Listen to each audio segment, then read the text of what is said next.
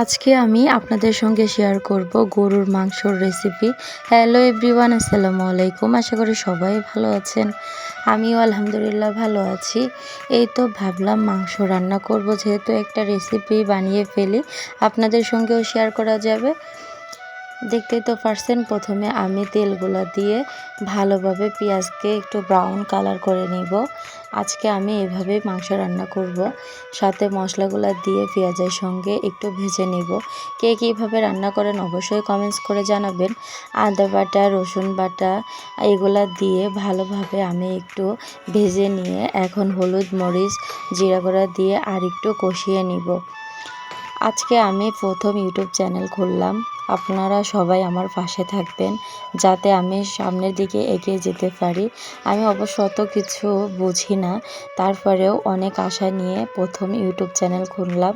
সবাই আমার পাশে থাকবেন।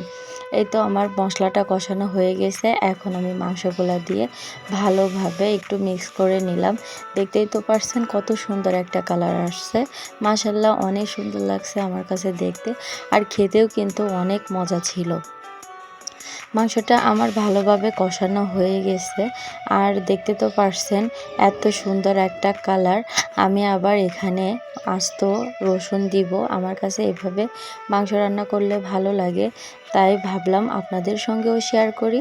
এই তো দেখছেন মাংসটা ভালোভাবে কষানো হয়ে গেছে। ভিডিওটি ভালো লাগলে স্কিপ না করে ফুল ভিডিও দেখবেন। আশা করি আপনাদের ভালো লাগবে, আর আমাকে একটু সাপোর্ট দিবেন। আমি নতুন, প্রথম আমি একটা ইউটিউব চ্যানেল খুললাম। সবাই আমার পাশে থাকবেন। ভিডিওটি ভালো লাগলে সম্পূর্ণ ভিডিওটি দেখবেন, লাইক কমেন্ট করে পাশে থাকবেন। আল্লাহ হাফেজ।